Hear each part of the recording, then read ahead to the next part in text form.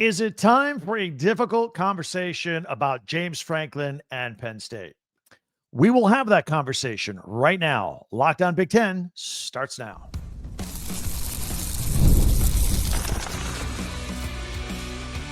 You are Locked On Big Ten, your daily podcast on the Big Ten Conference. Part of the Locked On Podcast Network, your team every day. Welcome to Locked On Big Ten. I'm Craig Sheeman, 40 years as a sports talk show host and play-by-play announcer, and I want to thank you for making us your first listen each and every day. We're free and available wherever you get your podcasts and on YouTube, part of the Locked On Podcast Network, your team every day. Hey, hit that free subscribe button down below. That way you'll never miss a single episode. We'll be in the same club together, and if you could share, like, and follow, that would be great. And did you know you can hype YouTube videos? That would be appreciated as well. So, James Franklin, the end game. What is the end game at Penn State? Plus, we'll have Big Ten news and Tuesday tweets, always a fan favorite. Look forward to all that. But let's have that uncomfortable conversation about football coach James Franklin and his future at Penn State. Look, that was a great game on Saturday night. We went live right after it, had a fun time as Oregon won in double overtime, 30-24. Clearly the most thrilling game of the year in front of 111,000 rabid fans during Penn State's annual whiteout game. It's on my bucket list. I've never been. I've got to go. It's spectacular. I think it's the best home field advantage in all of college football on that particular night, any given year, the whiteout at Penn State. Except Penn State didn't take advantage of that home field advantage. Had a bit of a lackluster performance on offense, at least for three quarters. Oregon slowly built up a 14-point lead in the fourth quarter, and the fans were, by whiteout standards, toned down. Seemed a lot quieter when I was listening on TV, right? And watching on TV as well. Except it was so quiet that I could hear the student section, and they were chanting, "Fire Franklin." We heard that a couple of times throughout the night. So thankfully for all the Penn State faithful, due to the chance or not, the Nittany Lions, they did wake up. They scored 2 touchdowns, sent the game in overtime. They looked fabulous in the fourth quarter, only to lose the game in double overtime. Quarterback Drew Aller threw a pass that was intercepted. It ended the game, and it sent Penn State home with a loss. Now, back to these Fire Franklin chants.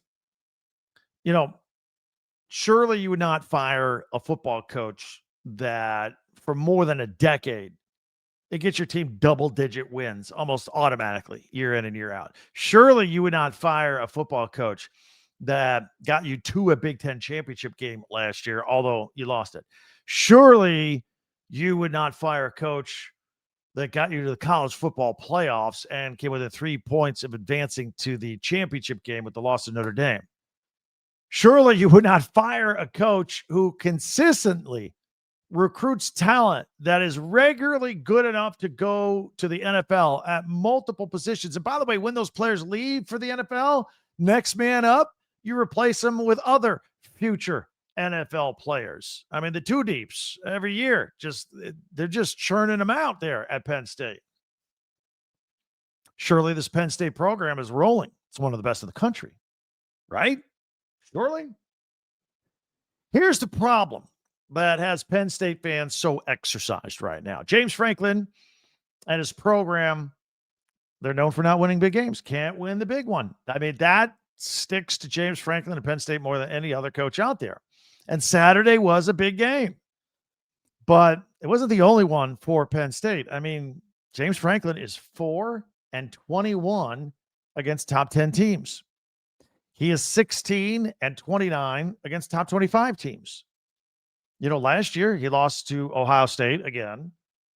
Historically, you can throw Michigan in that mix too, although they did not play last year. And there are numerous 10-2 seasons on his record, where the only 2 losses are Ohio State and Michigan, and usually those teams are ranked really high when they play them.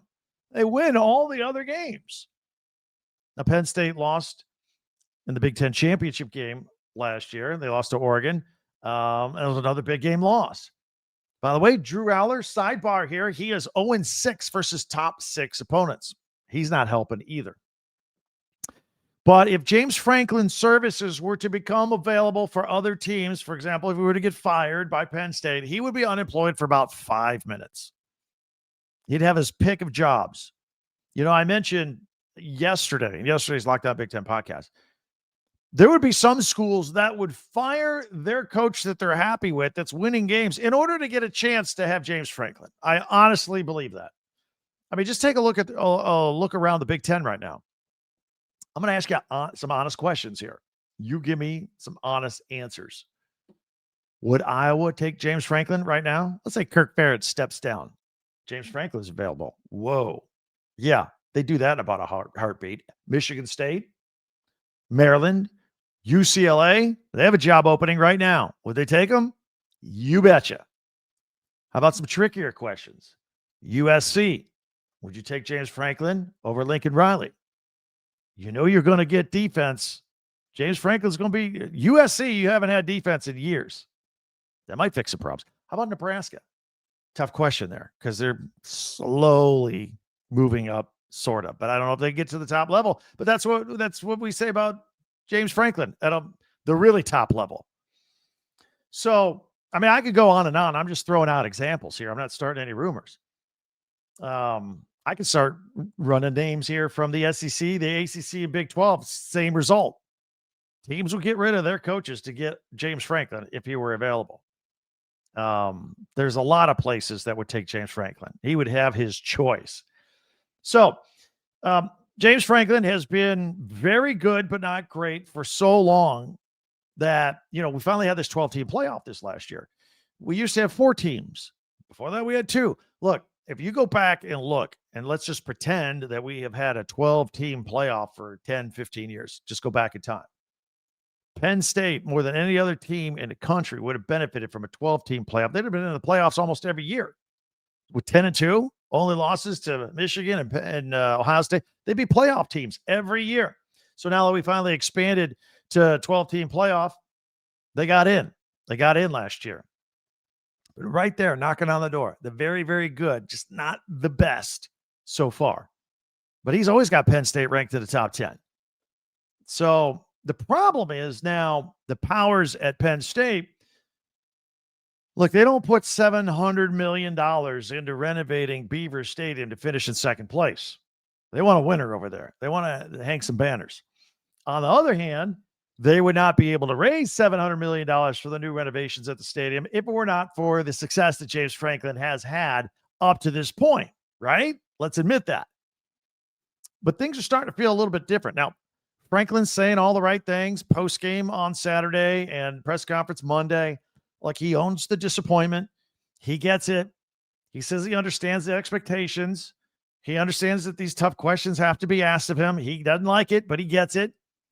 And, he also said he's not going to let one loss this past Saturday define his team's season.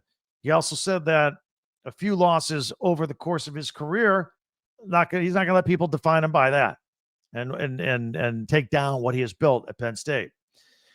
But it kind of feels like, oh, well, here we went again. And it feels like that they need to win the Big Ten title this year at the least and a national championship at the most, or some sort of combo. I mean, after all, Penn State edged out Ohio State last year for a spot in the Big Ten title game, and yet it was Ohio State that went on to win it all. Some sort of combo like that would be acceptable. But it feels pretty dark this week at Penn State. But I'll also remind everybody that in Tuscaloosa, for example, look, everybody was getting buyout numbers together at the beginning of the year when Kalen DeBoer and Alabama lost at Florida State because he has been losing to lesser teams. He had one season plus one game, and everybody's all upset with him because he lost to Florida State. It was pretty dark around there. DeBoer, of course, had as many losses to unranked teams as Nick Saban had in his entire career there, so that wasn't helping keep people in a good mood. But look at DeBoer and Alabama now. They're rolling. They just beat their rival Georgia at Georgia this weekend. Now everybody's happy again. Something like that needs to happen at Penn State. And it's time to, steer this thing forward a little bit for James Franklin. And all it takes is one big win. Just one big win. They got Ohio State coming up. They got a ranked Indiana team coming up. Hopefully for them, they have a Big Ten championship game coming up. People forget about it pretty quickly if you start knocking off some wins there. By the way, just for fun, for those of you who are, want to spend other people's money and buy them out, in 2021, you got an extension, 10 years, $85 million through 2031. So the buyout is currently at $54 million if you want to get rid of James Franklin. You got to write him a check for $54 million. That's the 9th largest buyout in the country. Now, this is a program that, as I just mentioned, is spending $700 million on stadium renovations. Got to scrape up $21 million for extra revenue share this year. And if you hire a new coach after you buy out Franklin, you're going to have to pay the next coach north of $10 million a year. Again, it's not your money. What do you think? I'll tell you what I think. James Franklin isn't going anywhere. Nor should he. That's my opinion. You can agree or disagree. Love to hear from you in the comments. Hey, be sure to hit that subscribe button down below. That way you never miss a single episode. We're here every day. You can share, follow, and like Locked On Big Ten as well. Don't forget, you can go to our website at talkbig10.com. All of our podcasts go there. We archive them. Check out yesterday's. If you missed it for a second listen, plus we have links where you can buy your favorite Big Ten merchandise, Penn State shirts, Michigan pennants, Ohio State hats, Oregon stuff. It's all there. TalkBig10.com, all with our podcasts from yesterday and throughout every day. They all go there. All right. So I want to make you aware of that.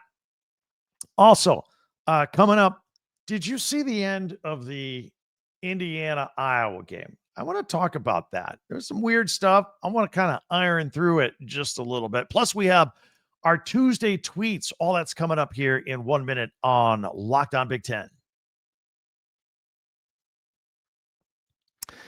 One of the tools that help make a huge difference for business owners is Quo, Q-U-O, Quo, formerly OpenPhone. You've heard us talk about that company before. They changed their name to Quo, and it's just a great business phone system that we've discussed here, just with the new name. And here's why it matters. Every missed call as a business owner, you're leaving money on the table. And when every customer conversation counts, you need a phone system that keeps you connected 24/7. So Quo is the #1 business phone system that streamlines customer communications. It works right through an app on your phone or computer. No more carrying 2 phones, personal phone, work phone, or if you have a larger group of people, somebody's in charge of, on call or whatever the case is.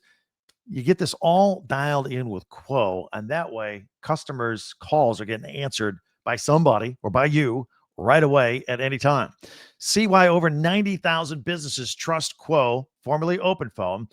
Get started for free and get 20% off your first 6 months at quo.com/LockedOnCollege. Again, that's quo.com, QUO.com/LockedOnCollege. And if you've got existing numbers with another service, Quo will port them over at no extra charge. Quo, no missed calls, no missed customers with Quo. Thanks for checking us out here on Locked On Big Ten, making us your first listen each and every day. Free and available wherever you get your podcast. Don't forget, we have audio version only on Apple or Spotify if you want to check that out as well. And we got a website, talkbig10.com, for our podcast and merch. All right, so just on a side note real quick, before we get into the Indiana-Iowa fantastic finish, we have fun here on this podcast sparring with the pro SEC opinions of ESPN and Big Ten hater Paul Finebaum. Well, apparently he is considering leaving ESPN and running for Senate in the state of Alabama. That's a seat currently held by former Auburn football coach Tommy Tuberville, who is going to run for governor, I guess. So the seat's going to be available. I also thought I heard once upon a time that was one of the reasons that Auburn basketball coach Bruce Pearl just stepped down, because he was interested in running it. But I get mixed stories on that as well. So did you catch the end of the Indiana win at Iowa? Indiana won 20-15. So the game was tied at 13. Iowa did a great job just kind of doing what Iowa does, just slowing a game down. Indiana scored 63 points a week before against 9th-ranked Illinois. Now we're at a 13-13 tie at Iowa late in the game, and Iowa misses a kick for the lead. Indiana gets the ball one more time, and they break the 13-13 tie when Fernando Mendoza found Elijah Surratt for a 9-yard touchdown with 1:28 remaining. They lead 20-13. Iowa put together a bit of a drive. They got 9 plays in, but then they got stopped on 4th down. Turned it over on downs. IU takes the ball over at the 49-yard line. It's just about over at this point. IU had 16 seconds left on the clock, but Iowa had all 3 of its timeouts. They were just going to keep burning them. So 1st down, quarterback Fernando Mendoza for the Hoosiers takes the snap, but instead of the immediate kneel down, takes a couple steps backward on a delayed kneel down, but he's still standing, and then the official blows the whistle. All right, play dead. Iowa calls a timeout. Clock stop. Mendoza turns around. The official says, "What are you doing? I never kneeled on the. I never kneeled. Why are you stopping the play?"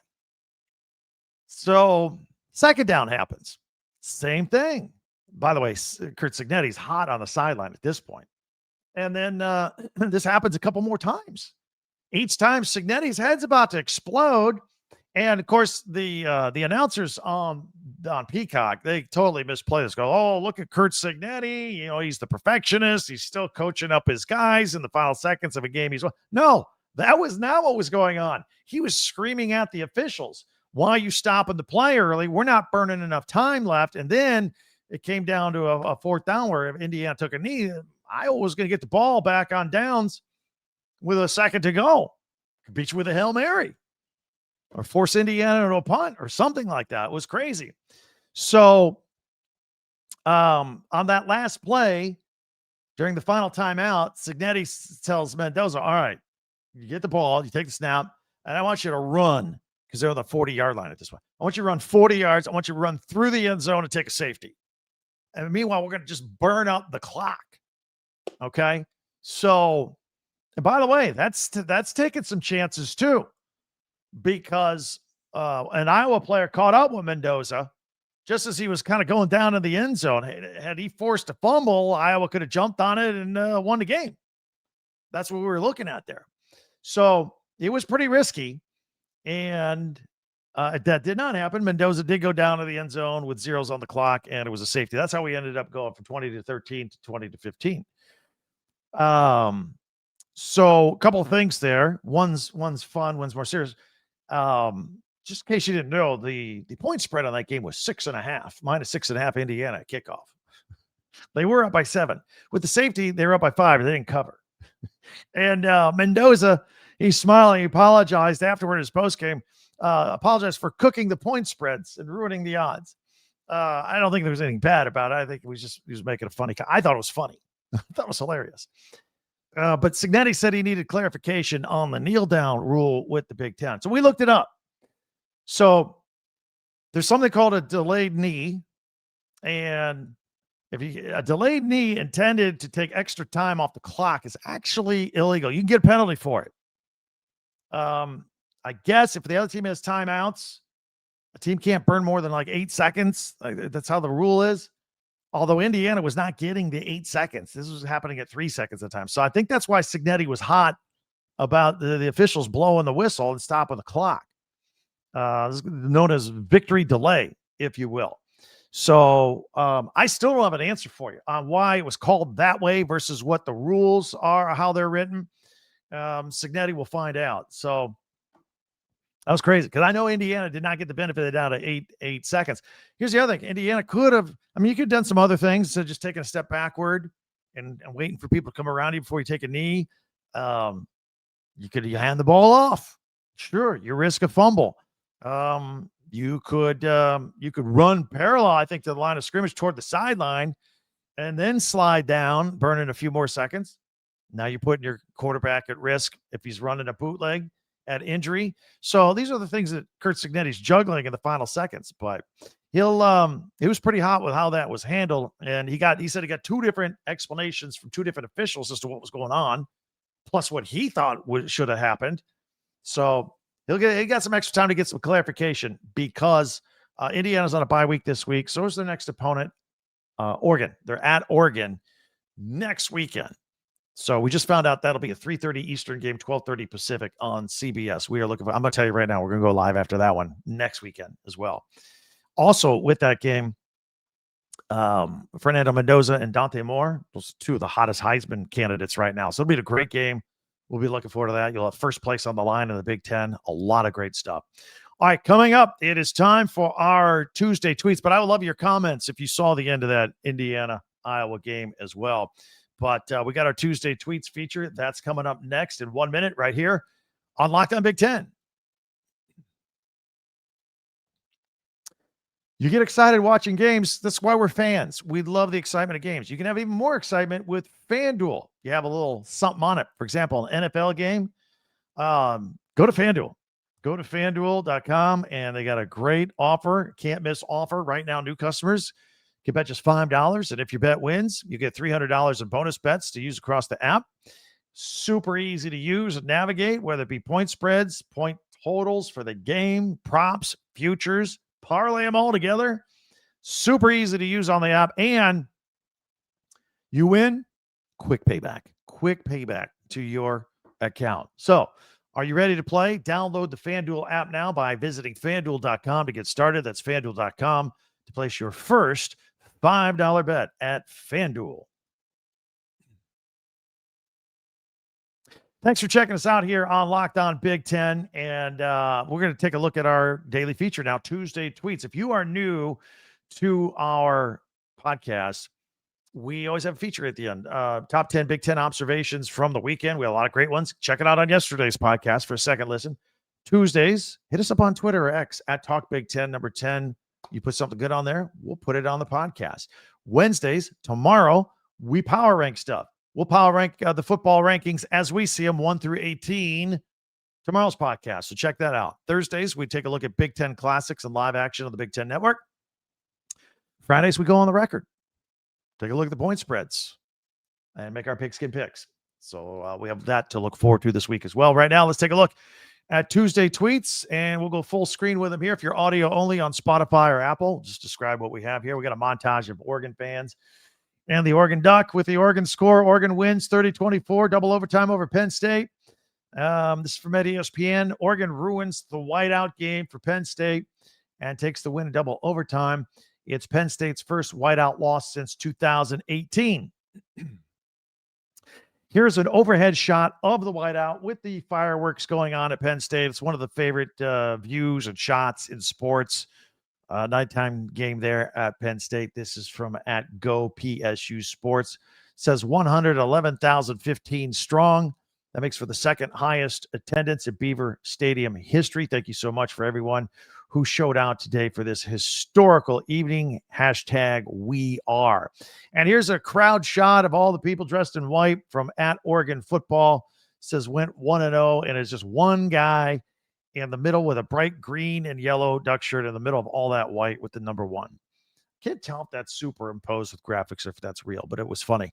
Here's from at College Football Report. It is a picture of Dante Moore, the quarterback for the Oregon Ducks, and updated Heisman odds via our friends at FanDuel. Dante Moore, now the favorite at plus 750. Carson Beck at Miami plus 1,000, as is Jeremiah Smith at Ohio State. Ty Simpson at Alabama. And then Fernando Mendoza, who was the favorite last week, has slipped to 5th at plus 1,200. You see Julian Sayin on there at plus 1,700 as well. So those are your latest Heisman odds. Here is a picture of Drew Aller with his hands on his head, looking dismayed right after throwing the game-losing interception. This is from at ESPN Insights. Drew Aller now falls to 0-6 against AP top 6 ranked opponents after number 3 Penn State's loss to number 6 Oregon. Oregon now up to number 2, by the way. And here is at Dylan Everyday. Jim Knowles' first big performance as the Penn State defensive coordinator. Picture of Jim Knowles. He was the defensive coordinator that came from Ohio State over to Penn State for $3 million a year. Says he gave up 424 yards, gave up 20 first downs. Oregon was 5 for 7 on 4th downs against him, and Penn State forced 0 sacks and 0 forced turnovers. Yeah, the numbers don't lie. Here is at Hoosier Review, Fernando Mendoza, after the game-winning 49-yard touchdown pass he just threw, thanking the heavens above with his hands together, looking up at the sky as Indiana defeats Iowa 22-15. Hashtag IU football. Picture says it all. On to Oregon. Yep, that's pretty cool. Here we go at Big Ten football. It is 4 collages still undefeated. The 5-0 Indiana Hoosiers in the upper left-hand corner. Upper right-hand corner, we got 4-0 Maryland. Ohio State at 4-0 in the lower left, and the Oregon Ducks at 5-0 in the lower right. Meanwhile, we just told you a moment ago, this is a picture of Dan Lanning and Curt Cignetti with a graphic. Indiana, number 8, Indiana at number 2, Oregon. CBS, we have a kickoff time that is 3:30 Eastern. That's 12:30 if you're out there at Oregon on the West Coast. A week from Saturday. That was posted out from at CBS Sports earlier on Monday. Thought I'd share it. And they say number 8, Indiana football travels to Eugene to take on number 2, Oregon football, Saturday, October 11th. We will be watching that one. Speaking of Indiana, this was at the in the Iowa crowd. Some Indiana fans. This is from at College Football on Fox. And it's a guy wearing a red T-shirt that says Indiana's good at football. Used to be known as a basketball school back in the day. Here's a picture, a stern-looking Curt Cignetti. This is from at big ol' Beebs. Hey, babe, wake up. The new Sig meme just dropped, hashtag IU football. This is Curt Cignetti pointing to the official who is saying second down, and Cignetti staring right through him. Again, this is with 11 seconds ago. This is exactly what I was just talking about a minute ago. He was not happy with how this thing was being officiated and a difference of opinion on how the rules should have been put forth. Oh, that is a stare. Meanwhile, here's from at 11 Warriors. He says, is this good? It is a picture of Caden Curry. Yeah, this is good. Against Washington, he had 11 tackles, 5 tackles for loss, and 3 sacks. That's very good. Here is a picture now of Matt Patricia at Silver Bulletin. Ohio State's defense has allowed just 22 points in its first 4 games. Washington was the number 10 offense in the country coming into Saturday and was held to just 6 points. No touchdowns, 2 field goals, says the Matt Patricia effect. He's got it going on. Here's a picture of a happy Ryan Day from the Scarlet and Gray. And it says Ryan Day now 6-0 coming off a bye week while averaging 41 points as the margin of victory in those games. He has got it going on. All right. How about that? Oops. There we go. Our Tuesday tweets. Hope you enjoy that. Send me a tweet on Twitter at X. I'll get it on. We do this every single Tuesday. In the meantime, we always have the latest news, analysis, and opinion of that analysis and news right here every day. All things Big Ten. We do multiple podcasts. We're going to do more. We got a second podcast out today as well on that whole Indiana, Iowa thing. I want to talk about it more in detail. Many ways for you to interact with me as well at Twitter, at Talk Big Ten. Don't forget our website, talkbig10.com. Be sure to hit that subscribe button before you go. That way you never miss a single episode. You and I, we're in the Big Ten Club together each and every day. It's always free. And tell you about another big thing that Locked On is doing. College football fans, Locked On and Fire TV present the College Football Kickoff, your ultimate college football weekly preview. Drake Toll from Locked On Big 12 anchors it. He is with AP Coach of the Year, Gary Patterson, college star Jesse Holley, and all of our Locked On experts come on and preview games. It's the college football preview only that Locked On can do. So catch the College Football Kickoff every Thursday throughout the season only on Fire TV. Don't forget, you see the crawl on the bottom. We will go live on Saturday. Instead of picking a specific game that we're going to finish right after and come on the airwaves with the podcast, we're just going to put a 7:15 Eastern time. 7:15 Eastern, 4:15 Pacific. Michigan State and Nebraska should be winding down, and we want to get you going before the start of the Ohio State game versus Minnesota. So that's what we're going to do. 7:15 Eastern, 4:15 Pacific, right here live on YouTube with Locked On Big Ten. That'll do it for us. Can't wait till we talk again tomorrow for Locked On Big Ten. I'm Craig Sheeman. See you tomorrow.